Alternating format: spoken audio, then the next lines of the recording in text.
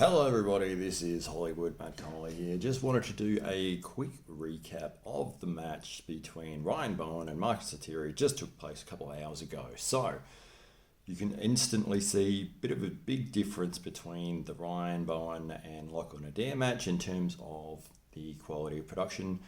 This one here, obviously, it looked like a bit more of just a fun Friday night kind of, let's do a super match. Yeah, no worries. Let's just, I don't know, where do you want to do it? We'll do it at training. Great, no worries. There's the big stage. They had their probably training crew and friends over. It was a relaxed setting for a super match, very friendly between the two guys. So, if you haven't seen the match, make sure you go and see it before you watch this video. But so we'll talk about what the result is, and I'll give you a second. If you're going to go and watch it, stop watching me, go and watch the match, and then come back to me. So results. So Ryan did come away with a loss there. It looked like it was a 4-2 loss. So a bit of a strange match in some of the rounds. There was some interesting things that happened. One of the rounds, my favorite round, was where Ryan managed to grab hold of Marcus's finger and was trying.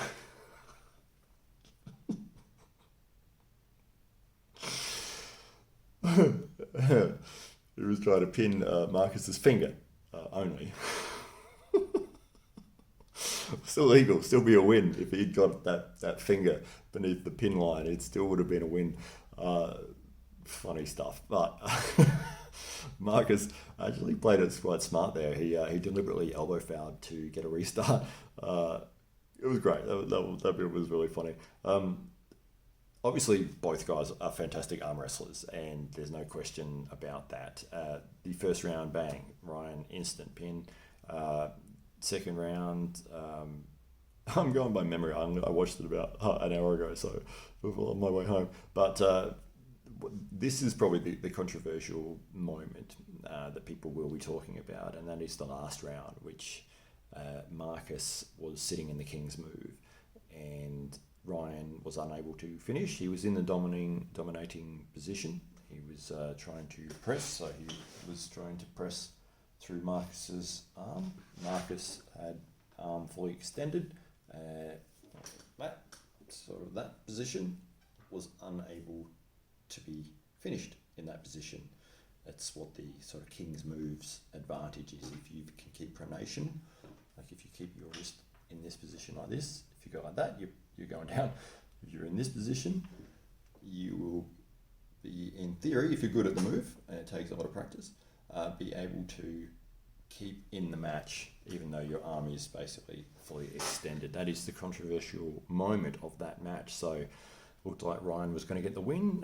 He was unable to get the last 2-3 inches of movement that he needed because of Marcus sitting in that King's move position. This is my thoughts on that moment. I have two thoughts. First one is both guys seemed happy with the outcome regardless. So it's not up to me, it's not up to the audience to decide as to what happens between these two guys. If they are both accepting of the outcome and both happy to do it that way, it's a match between these two guys. And if they're satisfied with the result, they're the ones that are in the match. Their opinions count, and my opinion, or anyone else's opinion, is not going to affect the result. So that's the first point. These guys were happy with the result. I like that. I think it was good. I mean, obviously these guys know each other well. They're good sportsmen. Handshakes and hugs all around. It was a bit of fun, and that's what counts. Second point is, in that position, I went back and I watched Bob Brown's arm wrestling, who wrote the arm wrestling rules for the WAF.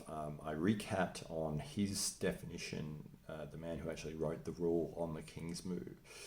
What should have happened in that position that Marcus was sitting in. He should have received a warning from the referee to lift his shoulders back above the table.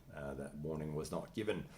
So he remained where he was, which, if the referee is not going to, I don't know what rules they were going by, and it might have just been the Friday night arm wrestling fun rules, not a very strict WAF or WOW standard. So as I said, both guys were happy with the result. But if somebody is in a losing or neutral position, so neutral in the middle, or a losing position going towards their losing side of their pad, they cannot have their shoulders underneath the table. That is the official rule.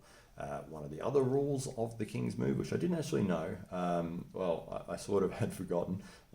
So Bob's video, he goes into depth about this, but basically your arm, your humerus bone that sits underneath the bicep and tricep there must be in a horizontal position. If you're in a horizontal position, any point on the table, you're fine. And if your King's moving, if your arm's in a horizontal position on the pad, it's absolutely fine. The difference is if you, so I'll do this so you can see it. So if you're there, you're still okay. As soon as you frame so that your arm, you see how the difference in height? Now my humerus bone is not straight, it is up. So that also should be called as a caution. You need to bring your body back up into line, because if I exaggerate it, that's the position you'd end up in. So your humerus must be in a straight line. If it's here, that's a foul. Oh, sorry, that is a caution.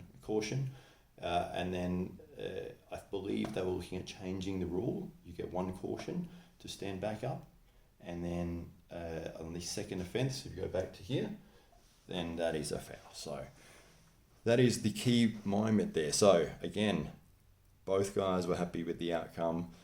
Don't be too critical. It was a fun event. Does it really matter in the grand scheme of things? Arm wrestling is fun. This was a fun thing to watch. Don't be too critical on what's going on with what Marcus was doing or what Ryan was doing. Arm wrestling is fun.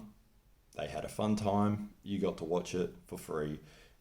Maybe next time they'll do something differently. But going by the rules, if that was a WOW or a WAF match, as soon as Marcus's shoulders went beneath the height of the table in a neutral or losing position, the referee should have said, cautioned him, come back up, bring your shoulders back above the line of the table.